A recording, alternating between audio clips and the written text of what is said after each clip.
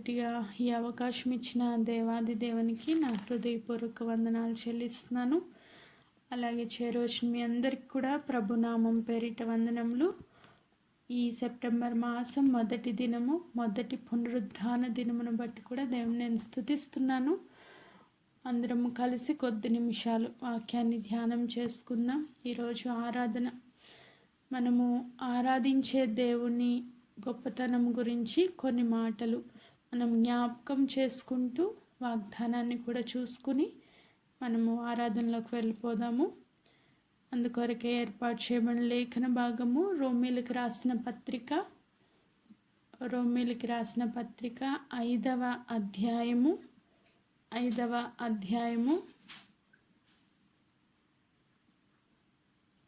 12 నుంచి 21 వచనాలు. మనందరికీ సుపరిచితమైన లేఖన భాగమే అయినప్పటికీ మరొక్కసారి ఈ వాక్య లేఖన భాగంలో నుంచి ఆరాధన నిమిత్తమై కొద్ది మాటలు మనం జ్ఞాపకం చేసుకుందాం. రోమీలకు రాసిన పత్రిక 5వ అధ్యాయము 12వ వచనం నేను చదువుతున్నాను. ఇట్లుండగా ఒక మనుష్యుని ద్వారా పాపము ద్వారా మరణమును లోకంలోనికి ఎలాగూ ప్రవేశించునో, అలాగునే మనుషులందరూ పాపం చేసినందున మరణము అందరికీ సంప్రాప్తమాయెను. ఆమేన్. సో ఇక్కడ పౌల్ గారు రోమా సంఘానికి రాస్తూ ఒక విషయాన్ని వారికి అర్థమయ్యే రీతిలో ఎక్స్ప్లెయిన్ చేస్తూ వచ్చారు. ఏంటా విషయం అంటే, అసలు ఈ లోకంలోనికి పాపం ఎలా వచ్చింది, ఆ పాపానికి కాన్సిక్వెన్స్ అంటే పాపానికి జీతముగా మరణం ఎలా వచ్చింది, ఆ మరణం మనల్ని ఎలా వెళ్తూ ఉంది అన్నది ఇక్కడ రోమా సంఘానికి పౌల్ గారు రాస్తూ ఎక్స్ప్లెయిన్ చేస్తూ వస్తారు. ఇక్కడున్న వర్సెస్ అన్నీ మనం చదివితే. అయితే మనందరికీ తెలుసు, ఒక మనుషుని ద్వారా, ఆ ఒక మనుషుడు ఎవడు అంటే ఆదాము అవ్వ. ఇద్దరిని దేవుడు చేసినప్పుడు మరణం అనేది ఏదైనా తోటలో లేదు. దేవుడు క్రియేషన్లో, దేవుని సృష్టిలో మరణం అనేది లేదు. దేవుడు కేవలం మనిషిని ఆయన స్తుతించడానికి, ఆయనతో సహవాసం చేయడానికి, ఆయన పోలిక చొప్పున, ఆయన స్వరూపంలో, ఆయన గుణ లక్షణాలు కలిగిన వ్యక్తిగా మాత్రమే చేసుకున్నారు. దేవునికి మరణం లేదు, అట్ ద సేమ్ టైం మనిషికి కూడా మరణం లేదు. కానీ దేవుడు చేసిన సృష్టిలో మరణం అనేది ఎంటర్ అయింది. ఎలా ఎంటర్ అయింది అన్నది ఇక్కడ ఎక్స్ప్లెయిన్ చేస్తూ వస్తూ, ఒక మనుషుని ద్వారా పాపము ద్వారా మరణము లోకంలో ఎలాగూ ప్రవేశించిందంట. అంటే దేవుడు సృష్టించలేదు, కానీ అది ప్రవేశించింది. ఎలా ప్రవేశించింది? ఒక్క మనుషుని ద్వారా ప్రవేశించింది. ఆ ఒక్క మనిషి ఎవరు అంటే ఆదాముని అవ్వని సెపరేట్గా మనం మాట్లాడకూడదు. ఎందుకంటే ఆదాములో నుంచే అవ్వని తీశారు కాబట్టి ఇద్దరు కలిసి ఒక్కరిగానే మనము ఆలోచన చేయాలి. ఇద్దరు కాదు, ఒకే వ్యక్తి, ఒక వ్యక్తిలో నుంచే ప్రకటంకం తీసుకుని అవ్వని సృష్టించడం జరిగింది. కాబట్టి అవ్వ మొదటిగా పండు తిన్నప్పటికీ, తర్వాత ఆదాంకి ఇచ్చినప్పటికీ ఇద్దరు కలిసే ఆ మిస్టేక్ చేశారు. సో వారి ద్వారా ఏమెంటరైందంట, పాపము ఈ లోకంలోనికి వచ్చింది. సో ఒక్క వ్యక్తి తప్పు చేయడం వల్ల మనుషులందరూ పాపులు అయిపోవడం అనేది కొంచెం విచిత్రంగానే ఉంటుంది కదా. ఒక వ్యక్తి తప్పు చేస్తే మొత్తం అందరూ పాపలను పడిపోయారా? అవును, ఒక వ్యక్తి తప్పు చేయడం వల్లే మనందరికీ ఆ పాపము ఎంటర్ అయింది, ప్రవేశించింది. ఆ పాపము ద్వారా మరణం వచ్చింది అని వాక్యం సెలవిస్తూ ఉంది. ఒక్క వ్యక్తి డిజొబీడియన్స్, అదే ఇక్కడ 19వ వచనంలో రాస్తారు.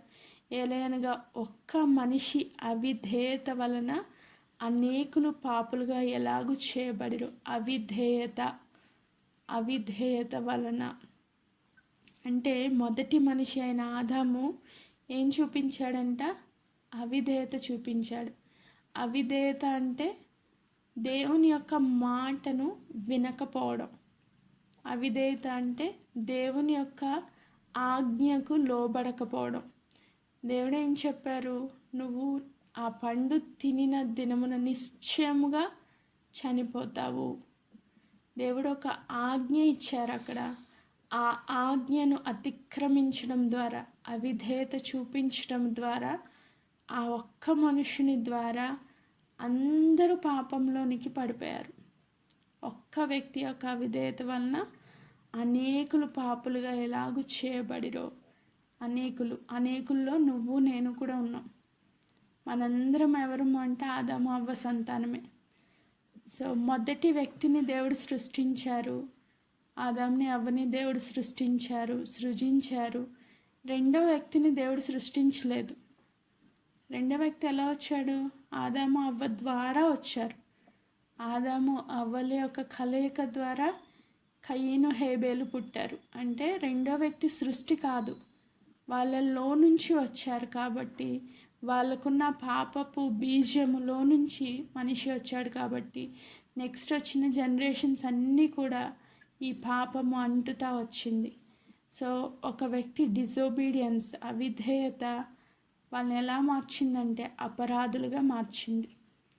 ఒక వ్యక్తి యొక్క అవిధేయత మనుషులు ఎలా మార్చిందంటే అపరాధులుగా మార్చింది, అంటే పాపము చేసిన వ్యక్తులుగా మార్చింది. ఈ పాపం నాకు ఏం జరిగింది? శిక్ష. పాపానికి శిక్ష ఏంటి? మరణం. ఆజ్ఞ అతిక్రమమే పాపము, పాపం నాకు వచ్చి జీతము మరణం. సో ప్రతి ఒక్కళ్ళు చనిపోవలసి వస్తూ ఉంది. మొదటి సృష్టిలో మరణం లేకపోయినప్పటికీ ప్రతి ఒక్కళ్ళు మరణించాల్సిన పరిస్థితి వచ్చింది. ఎందుకు? పాపానికి వచ్చే జీతము మరణము. ఆ మరణాన్ని తప్పించుకోవడం ఎవ్వరి తరం కాదు. మరణాన్ని తప్పించుకోవడం ఈ ప్రపంచంలో ఎవ్వరి తరం కాదు. ఎందుకంటే మొదటి మనిషి పాపం చేసేసాడు. ఆ పాపానికి వచ్చే కాన్సిక్వెన్స్ మరణము. ఆ మరణము ఖచ్చితంగా ప్రతి ఒక్కళ్ళు అనుభవించాల్సిందే. అయితే ఇంకొక మాట 19వ వచనంలోనే రాయబడింది. ఏలైనగా ఒక మనుష్యుని అవిధేయత వలన అనేకులు ఎలా పాపులుగా ఎలాగూ చేయబడ్డారో, అలాగే ఒకని విధేయత వలన అనేకులు నీతిమంతులుగా చేయబడుదురు. ఒక వ్యక్తి పాపం వలన అనేకులు అవిధేయులుగా చేయబడిన రీతిగా ఒకని విధేయత వలన, ఆ ఒక్కరు ఎవరు? యేసుక్రీస్తు ప్రభు. యేసుక్రీస్తు ప్రభు యొక్క విధేయత. ఎక్కడ విధేయత చూపించారు ప్రభు అని మనం కనుక ఆలోచన చేస్తే మనం అనుకుంటాము, నా కోసము ప్రభువు ఈ లోకంలో సిలువ కార్యం చేశారు కాబట్టి నేను నీతిమంతురాల్ని. కరెక్టే. కానీ ఆయన విధేయత ఎక్కడ స్టార్టింగ్లో చూపించారు అంటే, అక్కడ పరలోకంలో ఒక సభ, అంటే ఒక డిస్కషన్ జరుగుతూ వచ్చింది. ఎవరు మనుషుల్ని రక్షించడానికి భూలోకానికి వెళ్తారు? ఉన్న మహిమను విడిచిపెట్టి, ఘనతను విడిచిపెట్టి, అక్షయతను విడిచిపెట్టి ఎవరు వెళ్తారు అని క్వశ్చన్ వచ్చినప్పుడు యేసుక్రీస్తు ప్రభు వారు అన్నారంట, నేను వెళ్తాను, నేను తండ్రికి లోబడతాను, నేను తండ్రి ఆజ్ఞలన్నింటినీ ఫుల్ఫిల్ చేస్తాను అని చెప్పి నేను వెళ్తాను అని ఆయన ఒక డెసిషన్ తీసుకున్నారు. సో యేసుక్రీస్తు ప్రభు వారు తీసుకున్న ఆ యొక్క డెసిషన్ అది విధేయత. ఆ ఒక్కని విధేయత ద్వారా ఏం జరిగిందంట? అనేకులు నీతిమంతులుగా చేయబడదు. ఒక్క వ్యక్తి విధేయత అనేకులకు జీవాన్ని ఇచ్చింది. ఆమేన్.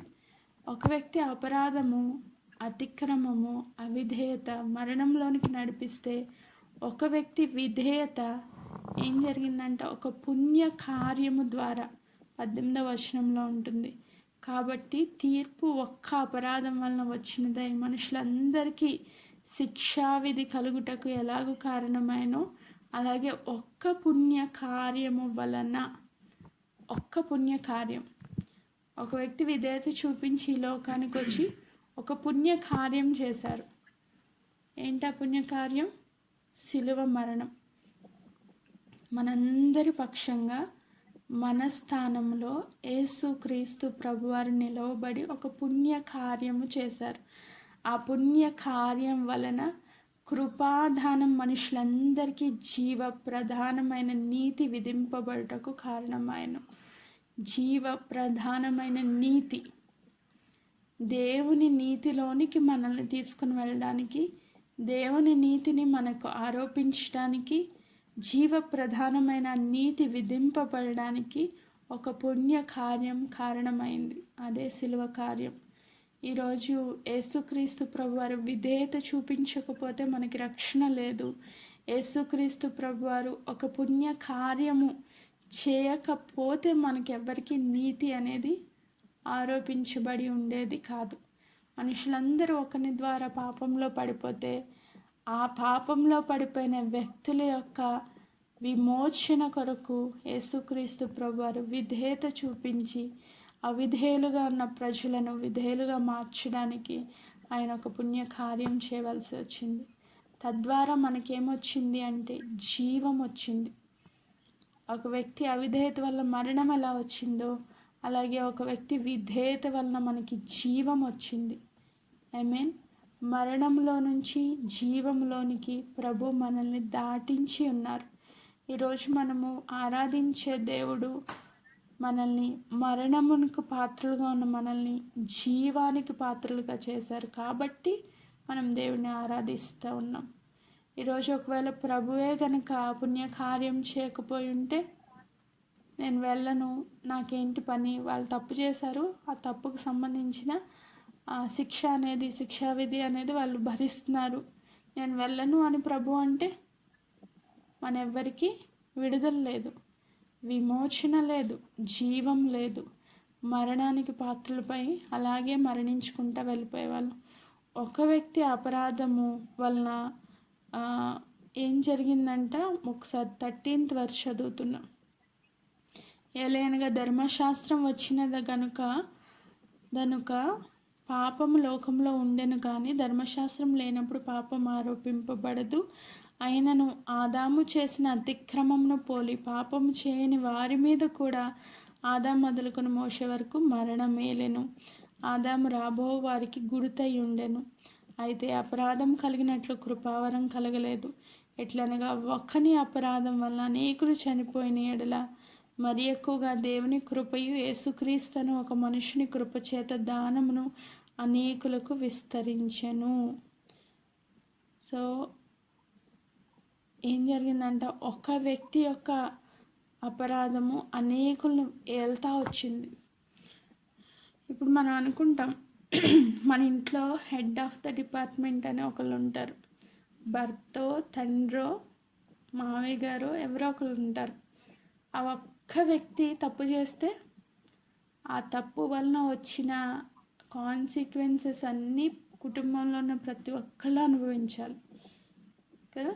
ఒక వ్యక్తి తప్పు చేశాడు అనుకోండి, అది ఇంట్లో చిన్నపిల్లలు తప్పు చేస్తే ప్రాబ్లం లేదు.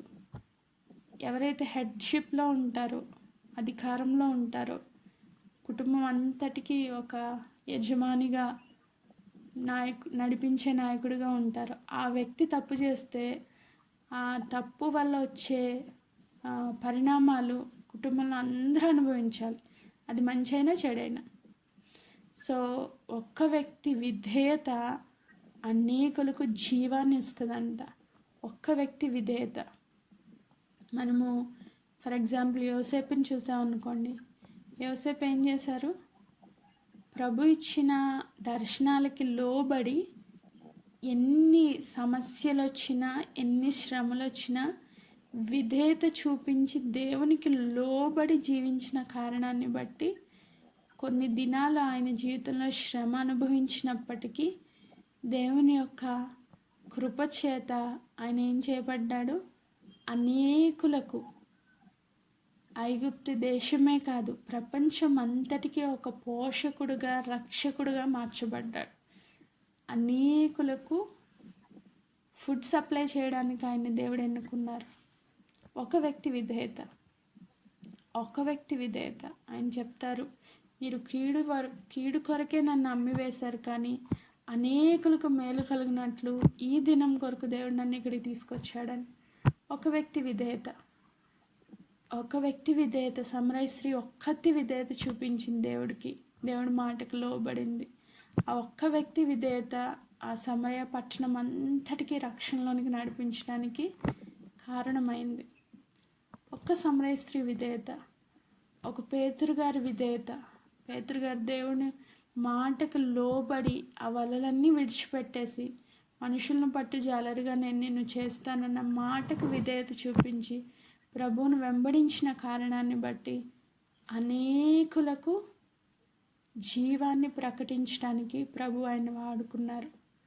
ఒక్క వ్యక్తి విధేయత, పౌలు గారు ఒక్కళ్ళే అనేక సంఘాలు కట్టడానికి ఆయన్ని దేవుడు నిలవబెట్టుకున్నారు. నువ్వు నేను ఒక్కళ్ళమే విధేయత చూపిస్తే మన తరతరాలకి అది ఆశీర్వాదకరంగా, రక్షణకరంగా, మేలుకరంగా ఉంటుంది అని మరొకసారి దేవుడు జ్ఞాపకం చేస్తున్నారు. నా విధేయత, ఆమేన్. నా విధేయత. ఒక్క వ్యక్తి, నువ్వు ఒక్కదానివే దేవుడిని నమ్ముకున్నావు, నో ప్రాబ్లం. నువ్వు ఒక్కదానివే దేవుడిని నమ్ముకున్నావు, మీ ఇంట్లో ఎవ్వరికీ దేవుడు అంటే తెలియదు, ప్రాబ్లం ఏం లేదు. నువ్వు ఒక్కదానివే విధేయత చూపించు. నీ విధేయత నీ కుటుంబం అంతటికీ రక్షణకరంగా దేవుడు మారుస్తారు.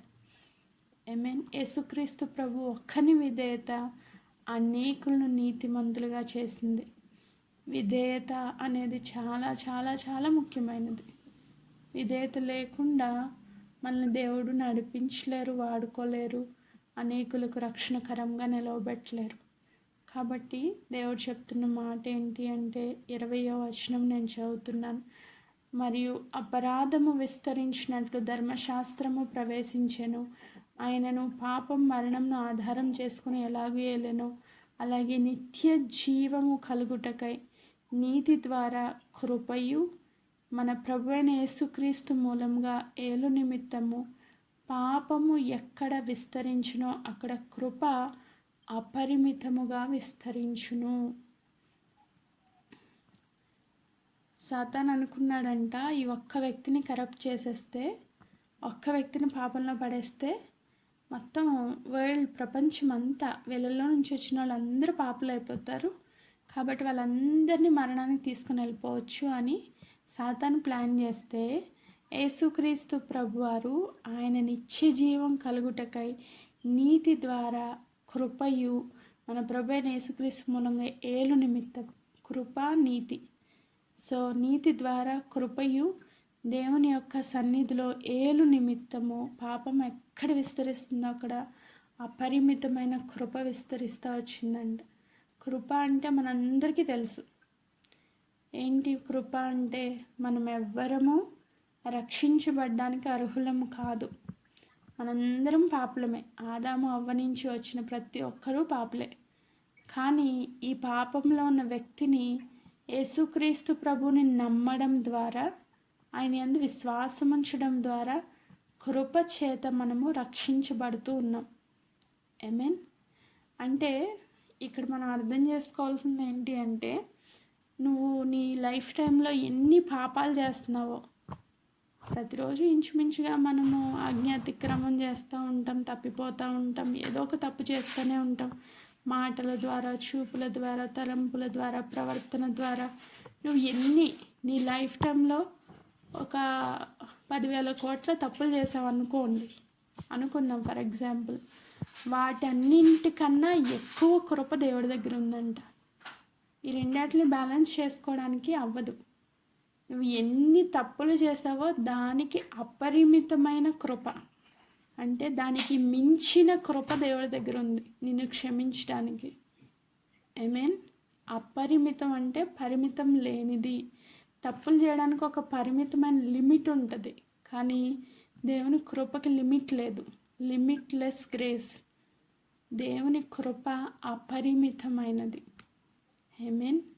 నిన్ను నన్ను క్షమించడానికి అపరిమితమైన కృప కలిగిన దేవుడు, అపరిమితమైన కృప కలిగిన దేవుడు. ఆ కృప చేత మన పాపాలన్నీ కప్పివేయబడి మనల్ని ఏం చేస్తున్నారంటే నీతిమంతులుగా చేసి మనకి శిక్ష విధించవలసిన ప్లేస్లో నీతిని ఆరోపించి మనల్ని నిత్య జీవానికి వారసులుగా చేస్తున్నారు. ఆమేన్. అందును బట్టి ఇప్పుడు మనం దేవుణ్ణి ఆరాధించాలి. నా జీవితంలో అపరిమితమైన కృప చూపిస్తానని దేవుడు వాగ్దానం చేస్తున్నారు. ఆమేన్. ఈరోజు మనందరి జీవితాల్లో ఈ సెప్టెంబర్ మాసానికి దేవుడు ఇస్తున్న వాగ్దానం ఏంటి అంటే, ఎక్కడ పాపం విస్తరిస్తుందో అక్కడ అపరిమితమైన కృప విస్తరిస్తుందంట. అంటే మనం అనుకుంటున్నాం, అయ్యో దేవుని కోసం నేను నిలవబడాలనుకుంటున్నానే, కానీ తప్పిపోతున్నాను, కానీ నేను ఏదో ఒక పాపంలో పడిపోతున్నాను, తద్వారా దేవుని నామానికి అవమానకరంగా జీవిస్తున్నాను, ఏంటి నా జీవితం అని చెప్పి ఎంతో బాధపడుతున్న ప్రతి ఒక్కరికి దేవుడిస్తున్న వాగ్దానం, ఎక్కడ పాపం విస్తరిస్తుందో అక్కడ అపరిమితమైన కృప కూడా విస్తరిస్తుంది. సో నువ్వు ఏదైతే తప్పు చేస్తున్నావో దాన్ని క్షమించడానికి ఆయన దగ్గర చాలినంతకన్నా ఎక్కువగానే కృప ఉంది. ఆమేన్. నా దేవుడు కృపామయుడు. అలానే నిన్ను తప్పు చేయమని నేను ఎంకరేజ్ చేయట్లేదు. నువ్వు గిల్ట్ ఫీల్లోకి వెళ్ళాల్సిన అవసరం లేదు. నేను పాపిని, నేను నా వల్ల దేవునికి ఏం యూజ్ లేదు, నేను ఎందుకు పనికిరాని దాన్ని అని నువ్వు ఆ షై ఫీలింగ్లోకి వెళ్ళిపోయి దేవుడికి దూరం అయిపోవాల్సిన అవసరం లేదు. నువ్వు ఎన్ని తప్పులు చేసావో తప్పులకి క్షమించడానికి, తప్పులకి మించిన కృప ఆయన దగ్గర ఉందంట. ఆమేన్. అపరిమితమైన కృపగల దేవుడు, అపరిమితమైన కృపగల దేవుడు. ఆమేన్. Praise God. సో ఈరోజు దేవుని సన్నిధిలోకి వచ్చిన ప్రతి ఒక్కళ్ళు గుర్తుపెట్టుకోవాల్సింది, ఈ సెప్టెంబర్ మాసం ఈ మొదటి దినం నుంచి ఆఖరి దినం వరకు అపరిమితమైన కృప మన ఎడల విస్తరింప చేస్తానని దేవుడు వాగ్దానం చేస్తూ ఉన్నారు. సో ఈ అపరిమితమైన కృపలో మనం కొట్టుకుని వెళ్ళిపోతాం, ఏం పర్వాలేదు. ఈ నెలంతా దేవుని కృపలో ఆనందించినట్లు దేవుడు మనల్ని నడిపించునుగాక. దేవుడు ఈ వాగ్దానాన్ని సంపూర్ణంగా ప్రతి ఒక్కరి పక్షముగా నిశ్చయముగా నెరవేర్పులోనికి తీసుకుని వచ్చునుగాక. ఆమేన్. Praise God.